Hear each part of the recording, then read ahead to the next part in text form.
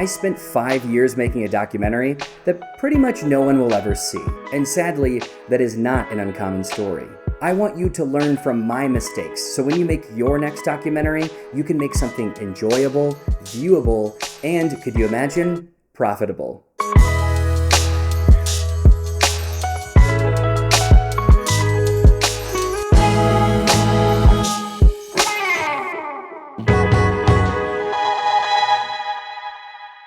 If you take a step back from your story, you might find there's a completely different story hiding inside. That's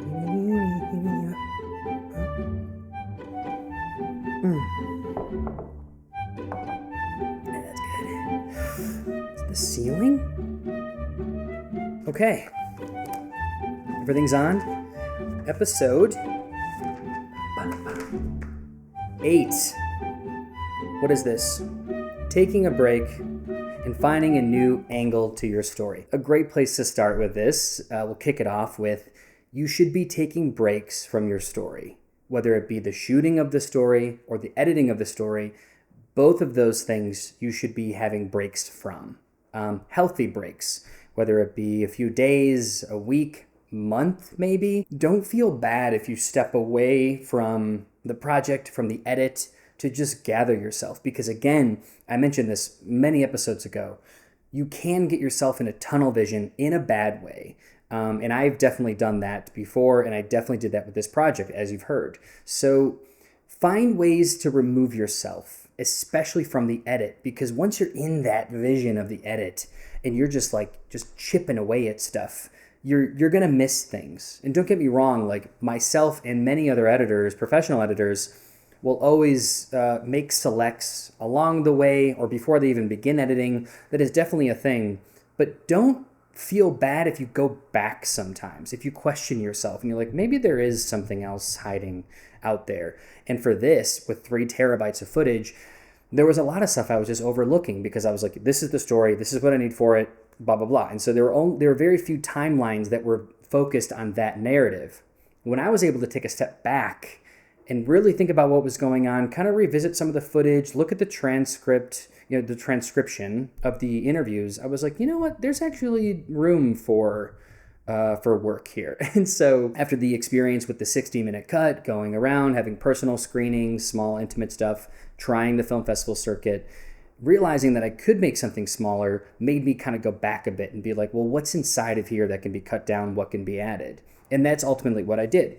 Having fresh eyes is huge. You'll hear this all the time with colorists or with editors or whatever it may be, is you need to have fresh eyes on your project as often as possible. It feels good to get into a flow state, but you also don't want to get stuck in that and then just be good with whatever you did. You should be able to come back after some time off and be like, oh, wait, why did I do this? Don't forget to do that sometimes. I wrote this down and I did this myself, is this might be a good thing to experiment with because I did it, is maybe you should just forget about it for a while. And I did this because obviously, as you know, the filming was done at the end of 2017, basically 2018, 2019, 2020. I was looking at the footage, kind of figuring things out, but there were many, many months that went by that I was just working, I was doing something else, I was traveling, and this just was not on my mind.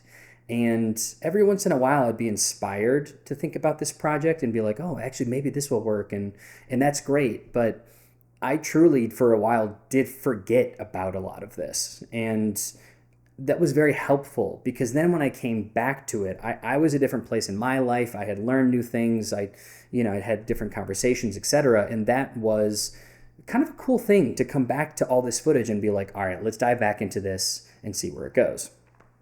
Try it out. Maybe it'll work. Allowing there to be time and space with this is what ultimately made the 20-minute version so powerful, because what was happening to the city of Tucson, the DIY scene, the music scene, etc., was exponentially, how do you finish that sentence?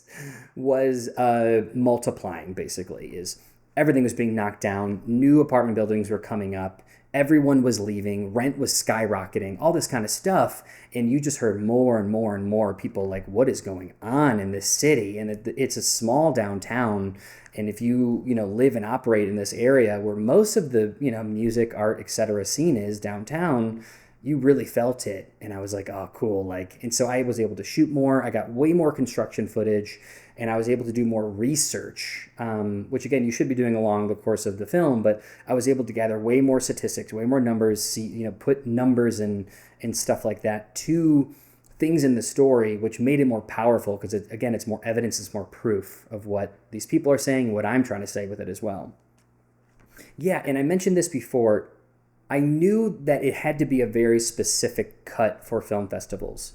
I've worked a few film festivals. I've actually built one myself in Australia. That was fun. I know how film festivals operate. I know enough people that run them, and I know what the answers are to a lot of things. And when it comes to submitting a film to a film festival, if your film is over 8 minutes long, it needs to be very special. And that's just the truth.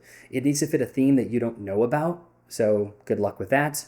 And it needs to be something that they know as the festival, and the programmers, etc., that people are going to like this, people are going to come see it, and they're going to have a conversation about it, etc. And so with this, I couldn't find a way to cut it down under 20 minutes, but I knew 20 minutes was going to be okay because it was a deep enough story that whoever did decide to show it would ultimately block it with shorts, but it would be one of the longer shorts. And I knew from audience experience that it wasn't boring and people didn't want it to end sooner than it did. So I was okay with the 20 minutes. I did try very hard to get it under 20. I think it's technically 19 something, but I just say 20. And I was okay with that. If there was a way that I could get it to 16, 15, like even 10, I would have done it. But there was too much. There was too much meat to the story for that to happen. So it ended up being 20. I will say, though, like the 5 or 6 film festivals that took it, it was great because they liked it for what it was. It definitely fit their theme, and it had engagement in other countries as well, which is kind of cool. And then ultimately, like I said last episode, is it did finally show here with a new film festival down at the border wall where they had screenings on both sides of the border, which is really cool. And when it ultimately showed there, I don't think anyone was there that had seen this, which is really cool. And it was a free screening. So the theater was filled out, and it was with an Arizona short block. So it was only Arizona films, Arizona shorts. It was so cool. It was like students, and it was their friends, and it was like just random like old people. Like people filled this place out, and they got to see my film. And I could just tell that they really appreciated what this film was saying because now they're seeing what's happening in Tucson. And again, this is having new life years later because of the context of the film. I wish it could be shorter. I would definitely suggest, if you're going for film festival screenings, unless you have 20,000 followers on Instagram, active followers, and you've got an email list, and you've got all of this money and PR behind you, then you can make it as long as you want. You can make it a feature, that's fine. But for everyone else, try to get it under 15 minutes, especially for ones that have high competition. Yours should be, they like to say this, it should be something that they can slip in there. 6 minutes, 7 minutes, 4 minutes, like make it something they can just slip in there. It doesn't need to be the full version of your film. That's the point, is like remove the ego from it a bit and just find a way to get it in there, because then people are going to talk about it. They're going to see it. They're going to see your name. You might have a Q&A afterward. Like use it as a way to pitch yourself. That is what film festivals are. It is not like a private screening for your film. It's a way to get people interested in you and your film. And then it goes from there. So I'll just say that much. Yeah, I noted this. Doing this cut was like, man, it felt like film school all over again just to make this.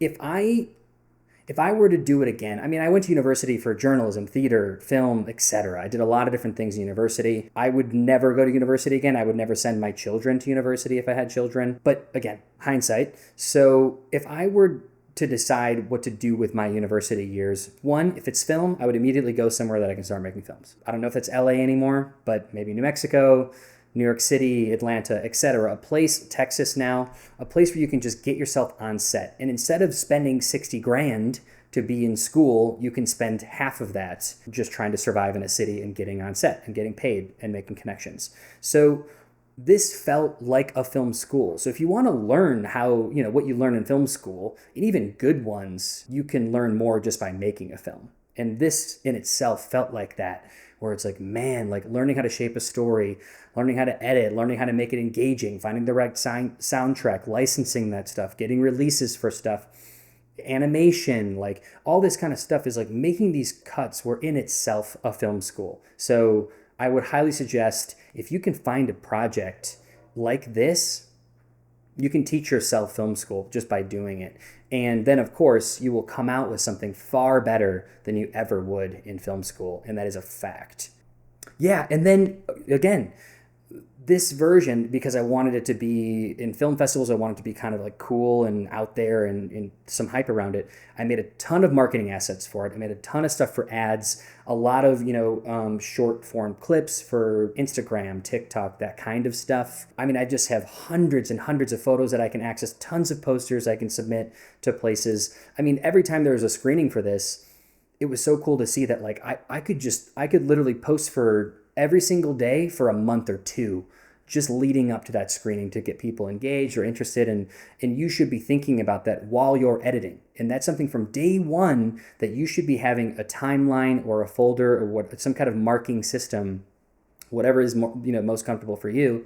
You should find a way to mark things for promotion at the end of all of this. Something funny someone's said, or a funny little moment, whether it be behind the scenes or on camera, or whatever it may be, is even if it's not going to end up in the cuts, you should know that everything can be used as promotion if it's good. So just set all that stuff aside and find a way to use it later. You will thank yourself in the end. The last thing I want to say about all of this is narrative, specifically documentary, is becoming more and more important. We all know what's going on. I think everyone now knows that the film industry is struggling. Studios aren't doing anything anymore. There's no money anywhere to be had for stuff. But somehow documentary is having this new life, this resurgence, and documentaries are everywhere now.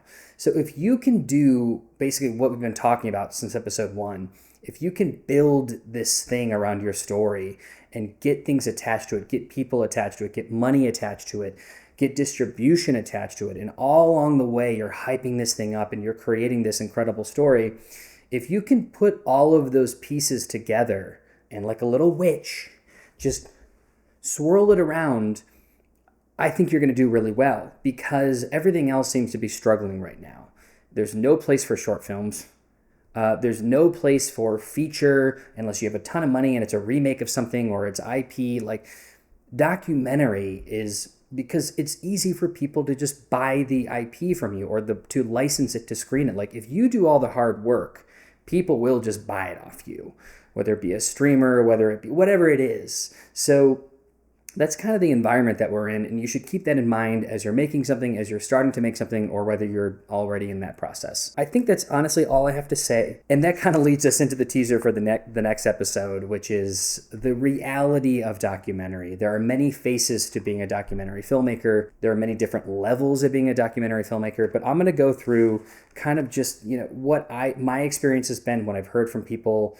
Like I said, I'm in a couple groups that we talk about this all the time. I don't want to skip over that detail because there is a lot to say about being a documentary filmmaker and what comes with all of that. So I hope you enjoyed this. We will talk about that next time. I think I still have the lemon water a bit in here.